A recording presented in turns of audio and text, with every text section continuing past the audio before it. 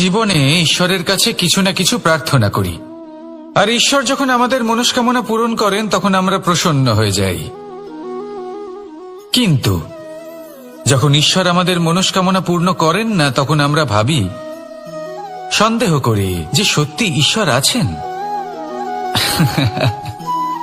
আপনাকে একটা কথা বলি, আপনি যদি ঈশ্বরের সম্মুখে নিজের ইচ্ছে বা মনস্কামনা রাখেন আর ঈশ্বর তা পূরণ করেন, তার অর্থ হলো ঈশ্বর এটা জানেন যে আপনার তার প্রয়োজন রয়েছে। কিন্তু যদি আপনি কামনা করেন আর তা পূর্ণ না হয়, তাহলে শুধু এটা মনে রাখবেন যে ঈশ্বর সেই সব দেখতে পান যা আপনি দেখতে পাচ্ছেন না।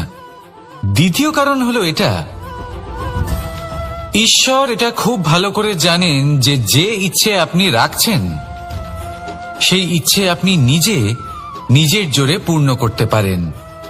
তাই যদি আপনার ইচ্ছে ঈশ্বর পূর্ণ করেন, তাকে ধন্যবাদ জানান, আর যদি উনি আপনার ইচ্ছে পূর্ণ না করেন, তাহলে আরো ধন্যবাদ জানান। কারণ হয় উনি আপনার মঙ্গল চাইছেন, বা উনি আপনাকে ততটাই যোগ্য বলে মনে করছেন যে আপনি নিজেই নিজের ইচ্ছে, নিজের স্বপ্ন পূরণ করতে পারবেন। নিজের কর্ম করতে থাকুন, জীবনের সামনে এগোতে থাকুন, আর আমার সাথে ভালোবেসে বলুন, রাধা রাধা। একটা গাই আর একটা বাছুরের মধ্যে কেমন সম্পর্ক থাকে? একটা গাই নিজের বাছুরকে ডাকে, আর সেই বাছুর হাজার হাজার গাইয়ের মধ্যে থেকেও নিজের মাকে চিনতে পেরে যায় আর নিজের মায়ের সাথে এসে জড়িয়ে পড়ে। আর কিছুটা ঠিক এরকমই সম্পর্ক হলো আপনার কর্ম এবং আপনার কর্মফলের মধ্যে।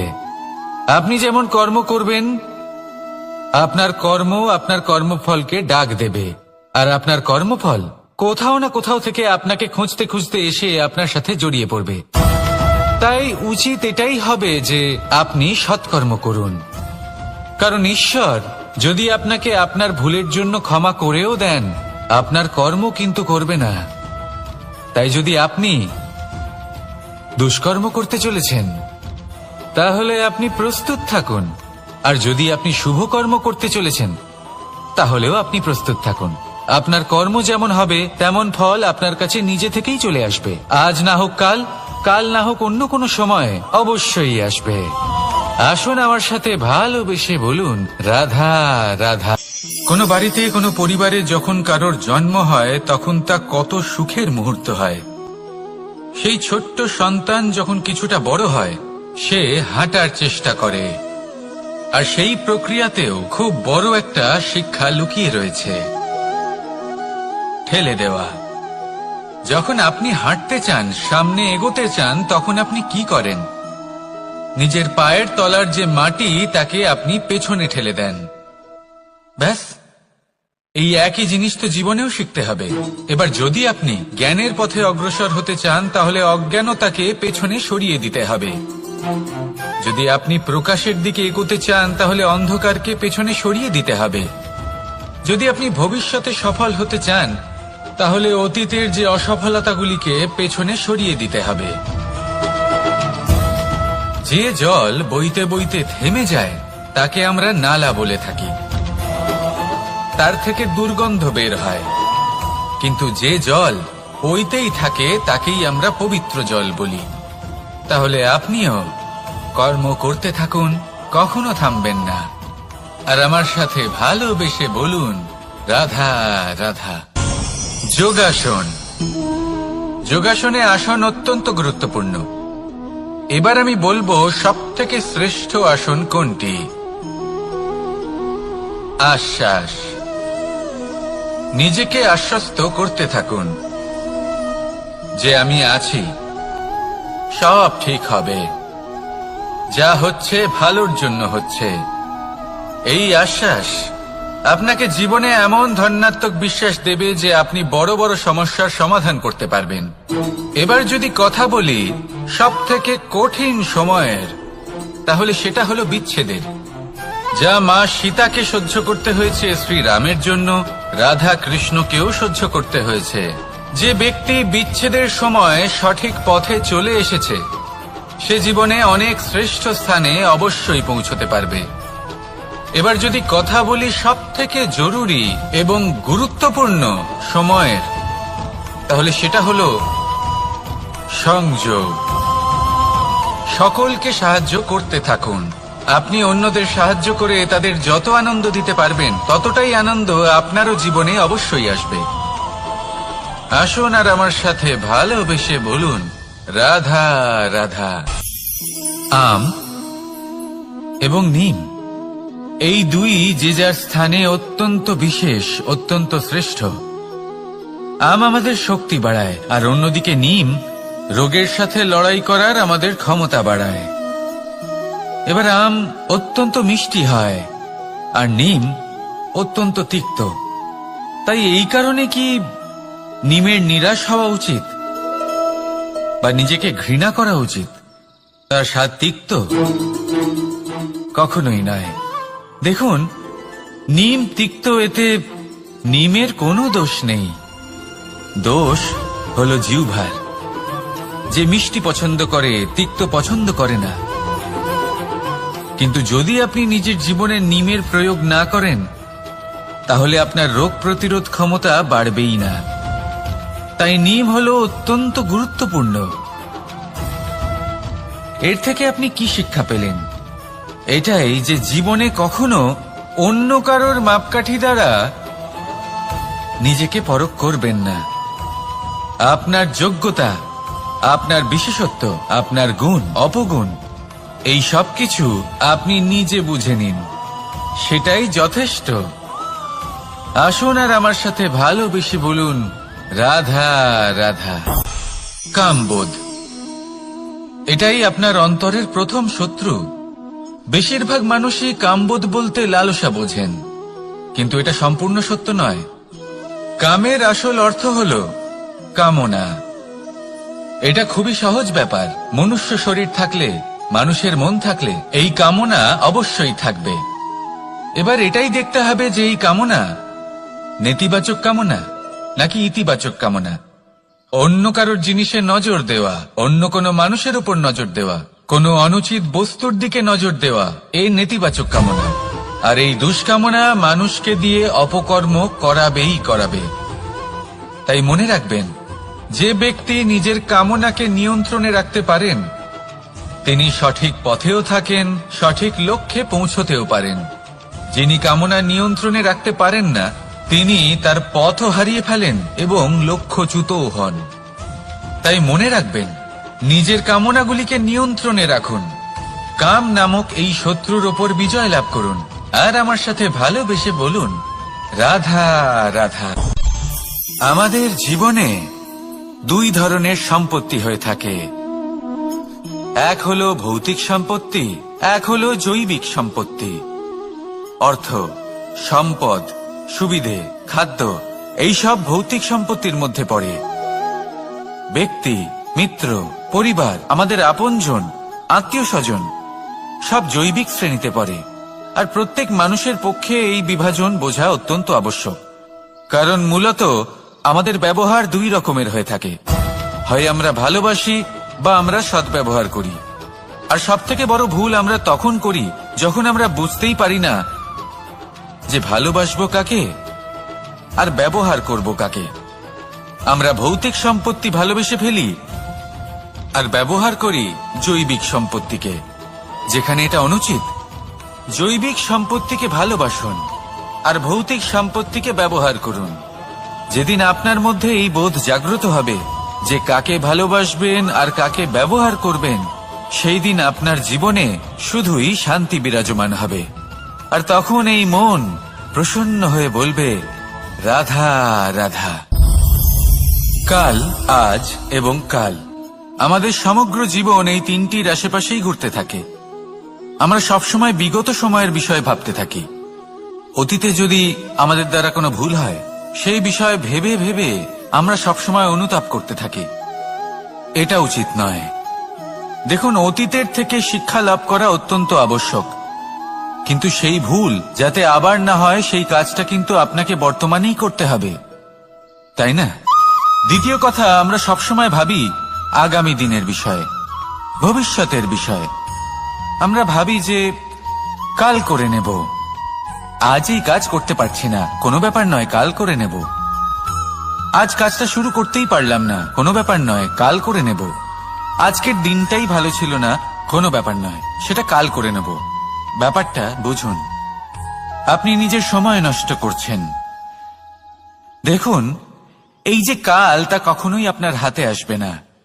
তাই যে কাজ করতে চান সেটা আজকেই করুন, অন্তত শুরুটা করুন। কারণ এই আগামী সময় তা সবসময় আপনার থেকে এক কদম আগে থাকবে, একদিন এগিয়ে থাকবে। জানেন কেন? কারণ এই কাল আপনার জন্য অপেক্ষা করবে না, সেই জন্য আপনিও এর জন্য অপেক্ষা করবেন না। যা করার তা আজকেই শুরু করুন। কারণ যে বর্তমানে নিজের ভিত স্থাপন করেন না, ভবিষ্যৎকালে তার সুন্দর শক্তিশালী ভবন কখনো নির্মাণই হয় না। আসুন আর আমার সাথে ভালোবেসে বলুন, রাধা রাধা। সাফল্য খুব সহজ এক শব্দ। এটা হলো সেই সব শব্দের মধ্যে অন্যতম যা মানুষ একটু বুঝলেই ভাবেন সব বুঝে ফেলেছি। আর যেই উনি বুঝতে পারেন সাফল্য কি, আজীবন সেই সাফল্যের পেছনেই ছুটতে থাকেন। এই সাফল্য হলো একটা খেলার মতো, যাতে মানুষ নিজের সমস্ত জীবন বাজি লাগিয়ে দেন। আর প্রত্যেক খেলার মতোই এরও কিছু নিয়ম রয়েছে। আর প্রাথমিক নিয়ম হলো, এই সাফল্য লাভ করার জন্য সাফল্য লাভ করার স্বপ্ন আপনাকে অবশ্যই দেখতে হবে আগে। হ্যাঁ, কিন্তু শুধুমাত্র স্বপ্ন দেখলেই কিছুই হবে না। স্বপ্ন দেখুন, তারপরে আপনার নিজের নিদ্রাকে ভঙ্গ করতে হবে, দিনরাত পরিশ্রম করতে হবে, দিনরাত চেষ্টা করতে হবে।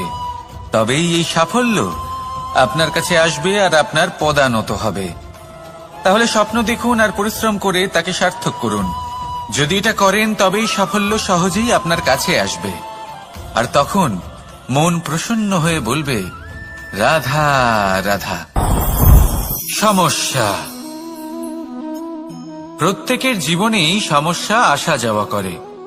আর প্রত্যেক মানুষ সমস্যা আসার পর তার সমাধান খুঁজতে উঠে পড়ে লাগেন। কিন্তু যখনই সমস্যার সমাধান হয়ে যায়, আমরা সুপ্রসন্ন হয়ে যাই এবং অসাবধানও হয়ে যাই। আমাদের মনে হয় যে আমরা সম্পূর্ণরূপে সমস্যার অন্ত করেছি, কিন্তু কোথাও না কোথাও একটা ছোট্ট বীজ রয়েই যায়।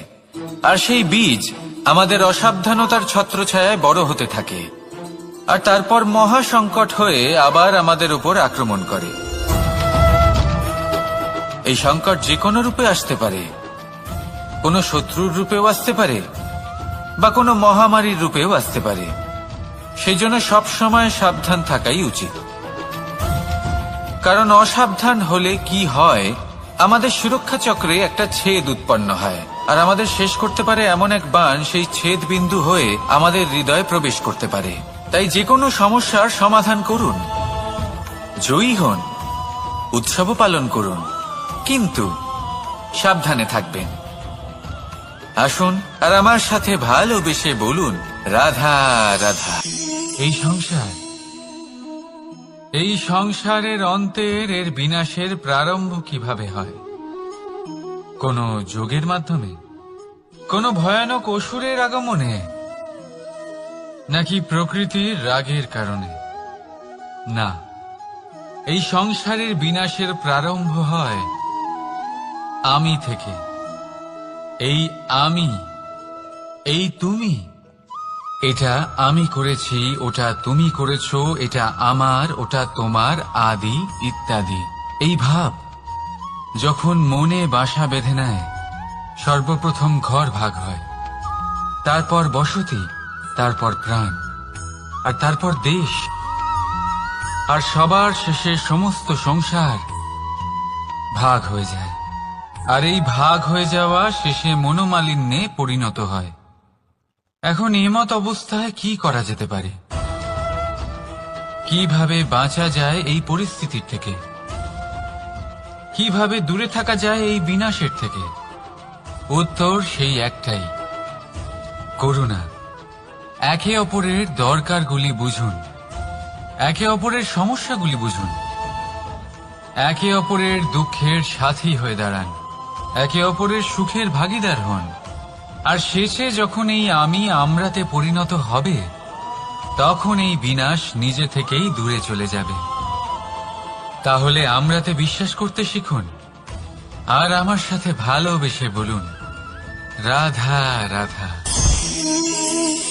এই মুদ্রা, এবারে ভাবুন এটাই আমাদের জীবন, জীবনের সুখ আর দুঃখ। এই মুদ্রার, এই জীবনের দুটি দিক।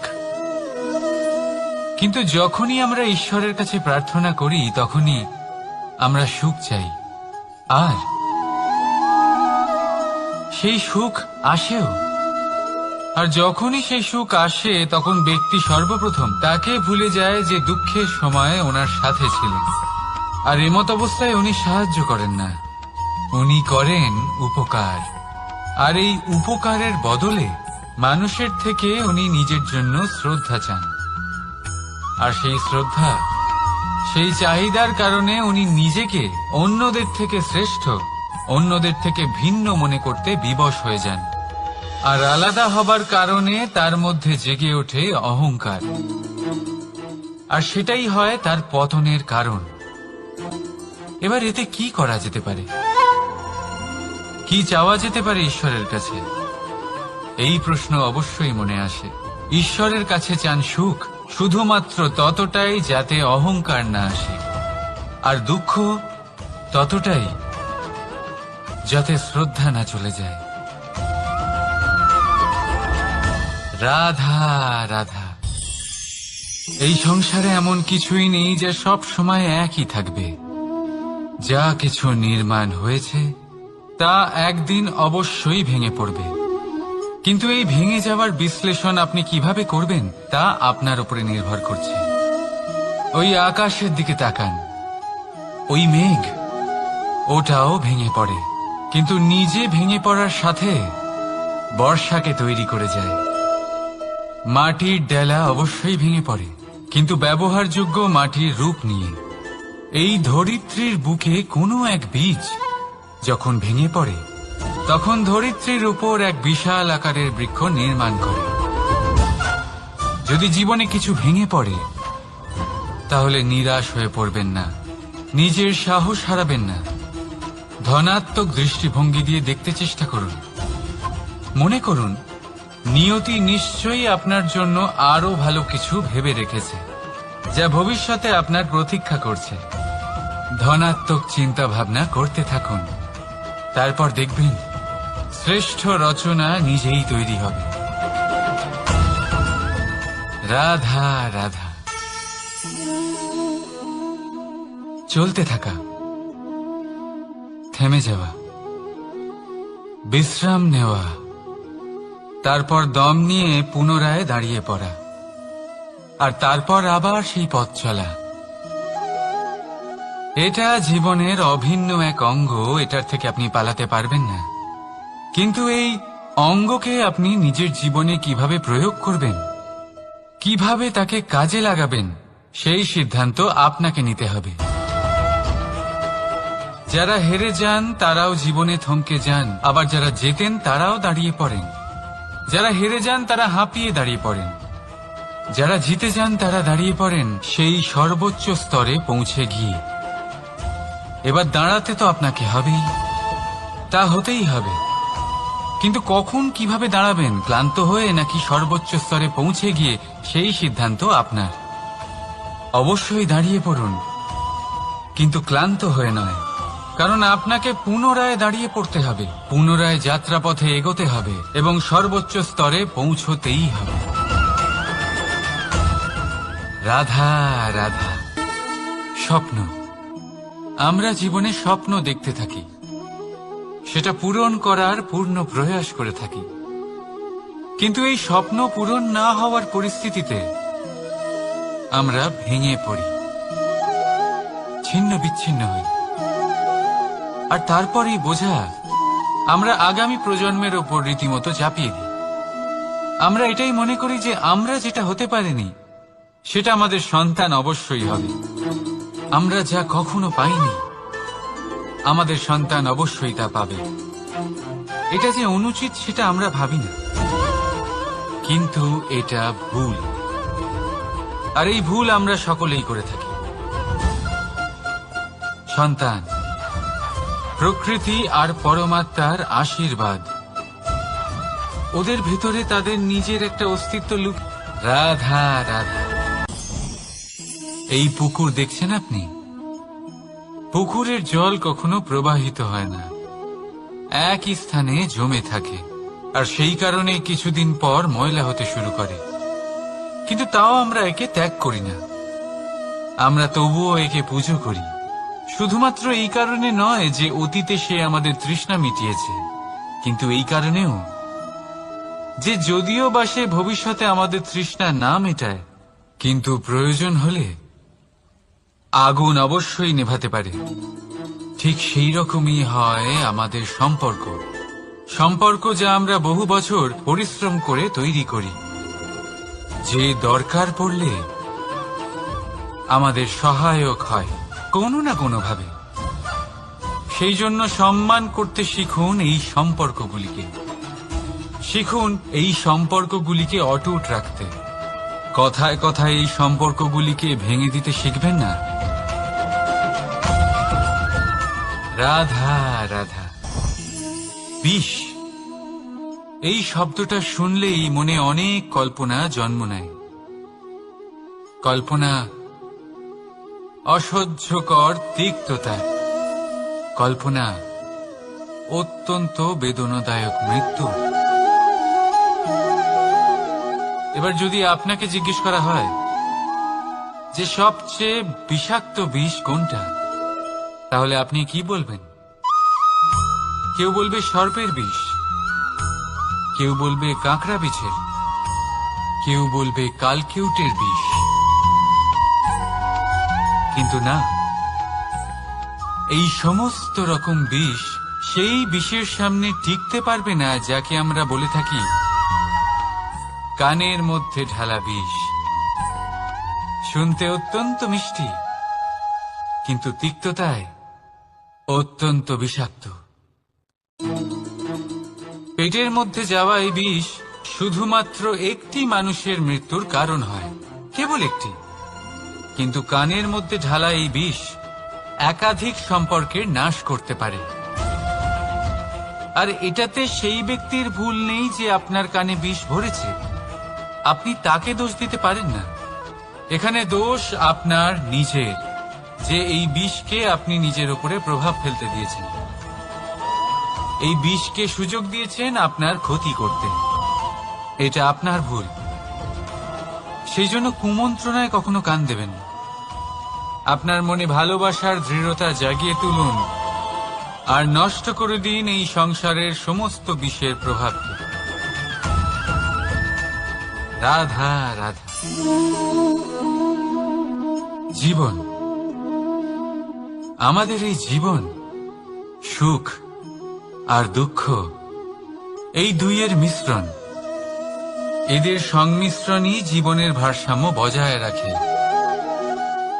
এখন এই সুখ, সুখ এমন এক বস্তু যাকে সবাই খুঁজে চলেছে। দুঃখ এমন এক অনুভূতি যা সবার কাছে আছে। আমাদের প্রত্যেকের জীবনে সুখ আর দুঃখ আসতে থাকবে আর যেতেও থাকবে, এটা অবশ্যই জীবনে থাকবে। কিন্তু সফলতা, এটা সবার জীবনে আসে না। কেন? কারণ এই সফলতা সুখ আর দুঃখের দ্বারা প্রাপ্ত হয় না। সফলতা প্রাপ্ত হয় নিজের উপরে বিশ্বাস করতে থাকলে। আকাশের ওই সূর্যকে দেখুন, সূর্যের বিশ্বাস আছে নিজের উপর যে সে সমস্ত জগৎকে আলোকিত করতে পারবে, নিজের প্রথম রশ্মি দিয়ে অন্ধকারকে দূর করতে পারবে। সূর্য এই বিশ্বাস নিয়েই আসে, আর কিছুক্ষণের মধ্যেই সমস্ত সংসার থেকে অন্ধকারকে বিনাশ করে ফেলে সে। তাহলে মনে রাখবেন, এই সুখের আভাস, এই দুঃখের অনুভূতি আসতেও থাকবে আর যেতেও থাকবে। শুধু নিজের উপরে বিশ্বাস রাখুন, তারপর দেখবেন এই সফলতা আপনার দাস হয়ে থাকবে। রাধা রাধা। চাঁদ কত শ্রেয়, শুভ্র, কত সুন্দর। কিন্তু যদি আপনি মনোযোগ সহকারে দেখেন তাহলে দেখবেন এই চাঁদেও দাগ আছে। আর এই দাগগুলি থাকার কারণে কি এই চাঁদের মাহাত্ম্য কখনো কমে যায়? কখনো নয়। এর কারণ হলো চাঁদের নিরন্তর চেষ্টা। একবার এই আকাশে দেখুন, এই অন্ধকার সবসময় চেষ্টা করে চাঁদকে ঢেকে দেওয়া, কিন্তু এই চাঁদ সবসময় এই অন্ধকারের সাথে লড়াই করতে থাকে। অমাবস্যা থেকে শুরু করে চাঁদের এই যাত্রা পূর্ণিমা অবধি পৌঁছেই যায়। আর তাই এই চাঁদের পুজো করা হয়, এই কারণে এই চাঁদকে মাহাত্ম্য দেওয়া হয়। এইভাবেই যদি আপনার মধ্যে কোনো দোষ থাকে, কোনো খারাপ কিছু থাকে, তাহলে সেটা কোনো বড় ব্যাপার নয়। চেষ্টা করুন সেটাকে শুধরে নেওয়ার, কিন্তু সেই কারণে নিজেকে খারাপ মনে করা এটা অনুচিত।